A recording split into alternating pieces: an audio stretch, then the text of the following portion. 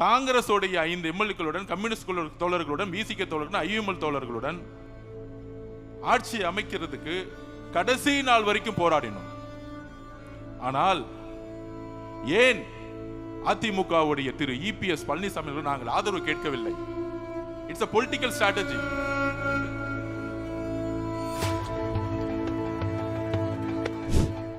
புரட்சி தலைவி அவர்களுக்கு என்ன நேர்ந்தது? சட்டமன்றத்தில் மரபை பத்தி பேசுறாங்க. புரட்சி தலைவி அவர்களை சேலையோ நீங்கள் மதசார்பற்ற கொள்கையிலும் சமூக நீதி கொள்கையிலும் உறுதியாக இருக்கிறது என்பதை நாங்கள் நம்பினோங்கிறது எல்லா தலைவர்களும் சொன்னார்கள்.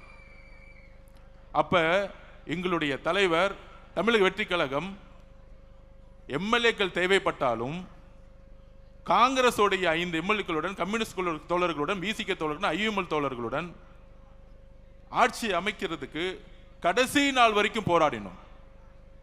ஆனால் ஏன் அதிமுகவுடைய திரு இபிஎஸ் பழனிசாமி நாங்கள் ஆதரவு கேட்கவில்லை?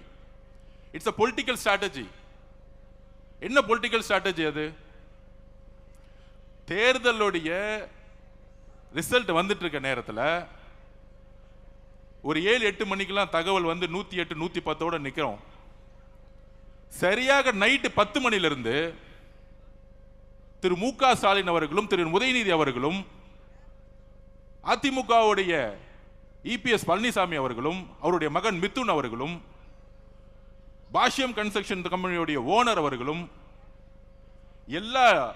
எல்லோரும் ஒன்று சேர்ந்து திமுகவும் அதிமுகவும் சேர்ந்து ஆட்சியை அமைக்க பேச்சுவார்த்தை நடத்த ஆரம்பிச்சிட்டாங்க. அதிமுகவுடைய நிறுவனர் யார்? புரட்சி தலைவர் அவர்கள் எதற்காக கட்சியை உருவாக்கினார்? அண்ணன் செங்கோட்டையன் வந்தார்களே இங்க, புரட்சி தலைவருடைய அமைச்சரவையில் பங்கு பெற்றவர்.